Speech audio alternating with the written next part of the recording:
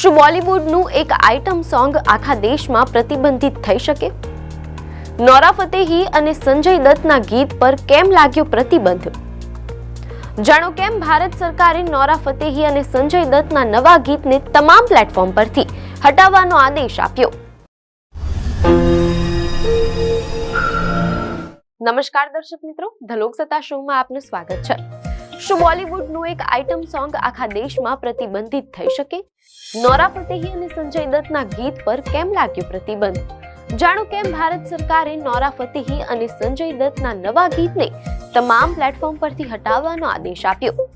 બોલિવૂડમાં વિવાદો થવા એ કોઈ નવી વાત નથી, પરંતુ આ વખતે મામલો સીધો સંસદ અને માનવાધિકાર પંચ સુધી પહોંચ્યો છે.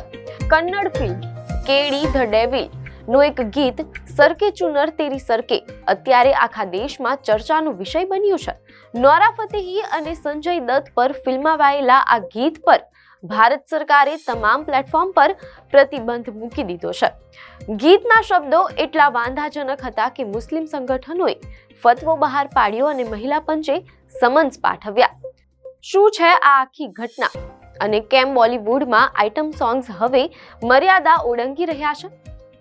ચાલો જાણીએ વિગતવાર. કન્નડ ફિલ્મ કેડી ધ ડેવિલનું ગીત સરકે ચુનર તેરી સરકે અત્યારે વિવાદમાં ફસાયું છે. આ ગીતના અશ્લીલ શબ્દોને કારણે સોશિયલ મીડિયા પર જનતાનો રોષ ફાટી નીકળ્યો હતો. મીડિયા અહેવાલો અનુસાર છેલ્લા એક અઠવાડિયામાં વિવાદ એટલો વકર્યો કે રાષ્ટ્રીય માનવાધિકાર પંચે કેન્દ્ર સરકારને કાનૂની નોટિસ ફટકારી અને રાષ્ટ્રીય મહિલા પંચે ફિલ્મના નિર્માતાઓને હાજર થવા આદેશ આપ્યો. આખરે ભારત સરકારે આ ગીતને તમામ પ્લેટફોર્મ પરથી હટાવીને તેના પર સંપૂર્ણ પ્રતિબંધ મૂકી દીધો છે. આ ગીતનો વિવાદ એટલી હદે વધ્યો કે તેની ચર્ચા દેશની સંસદમાં પણ કરવામાં આવી.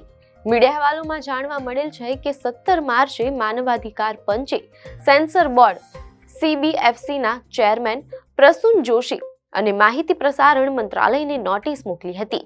આ દરમિયાન સેન્સર બોર્ડે કહ્યું કે આ ગીત રિલીઝ કરતા પહેલા તેમની પાસે મંજૂરી માટે મોકલવામાં આવ્યું જ નહોતું. CBFCના જણાવ્યા મુજબ ઇન્ટરનેટ પર સીધું રિલીઝ થતા કન્ટેન્ટ પર તેમનું કોઈ સીધું નિયંત્રણ નથી.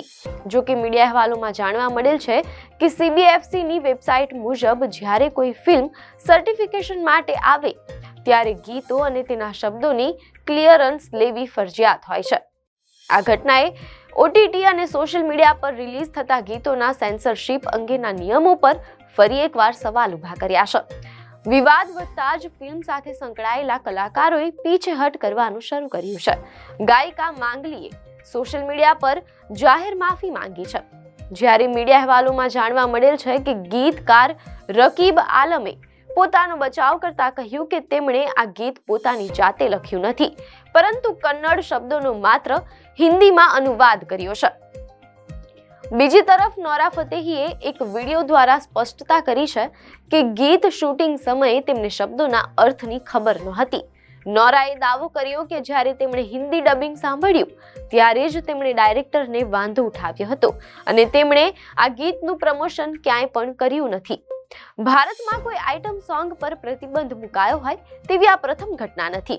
અહેવાલો મુજબ તાજેતરમાં જ ગાયક બાદશાહના હરિયાણવી ગીત તાતીરી ને તમામ પ્લેટફોર્મ પરથી દૂર કરવામાં આવ્યું હતું.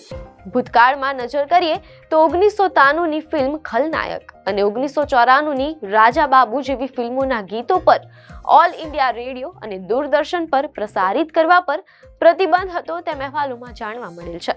તે સમયે શબ્દોની મર્યાદા અંગે ખૂબ જ કડક વલણ રાખવામાં આવતું હતું. સરકે ચુનર તેરીના કિસ્સાએ સાબિત કર્યું છે કે ડિજિટલ યુગમાં પણ જો મર્યાદા ઓળંગવામાં આવશે તો સરકારી તંત્ર કડક કાર્યવાહી કરતા અચકાશે નહીં. બોલિવૂડમાં આઇટમ સોંગની પરંપરા 1940ના દાયકા જેટલી જૂની છે. મીડિયા અહેવાલોમાં જાણવા મળેલ છે કે શરૂઆતના સમયમાં પુરુષ કલાકારો મહિલાઓના પોશાક પહેરીને નૃત્ય કરતા હતા. ત્યારબાદ 1950ના દાયકામાં અભિનેત્રી કુકુએ બરસાત જેવી ફિલ્મમાં હિટ ડાન્સ નંબર્સ આપ્યા. કુકુ પછી હેલને બોલિવૂડ પર ડાન્સિંગ ક્વીન તરીકે રાજ કર્યું. હેલનના ગીતો જેવા કે પિયા તું અબ તો આજા અને યે મેરા દિલ ખૂબ લોકપ્રિય થયા, પરંતુ નોંધનીય છે કે તે સમયે તેમને ક્યારેય આઇટમ ગર્લ કહેવામાં આવતા નહોતા. મીડિયા અહેવાલોમાં જાણવા મળેલ છે કે એક જાણીતા આર્થિક અને રાજકીય સાપ્તાહિક મેગઝીનમાં પ્રકાશિત એક લેખ મુજબ 1990ના દાયકામાં બોલિવૂડમાં આઇટમ નંબર શબ્દનો ઉપયોગ શરૂ થયો હતો. આઇટમ નંબર શબ્દ 1990ના દાયકામાં પ્રચલિત થયો.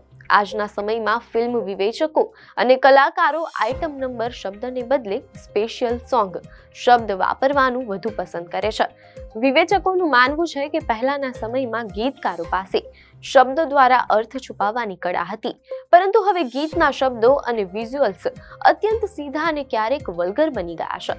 મીડિયા અહેવાલોમાં જાણવા મળેલ છે કે નિર્દેશક અવિનાશ દાસના મતે સરકે ચુનર તેરી ના શબ્દોમાં કોઈ કલા કે સૌંદર્ય નથી, તે માત્ર વાયરલ થવા માટે લખાયેલા ખરાબ શબ્દો છે.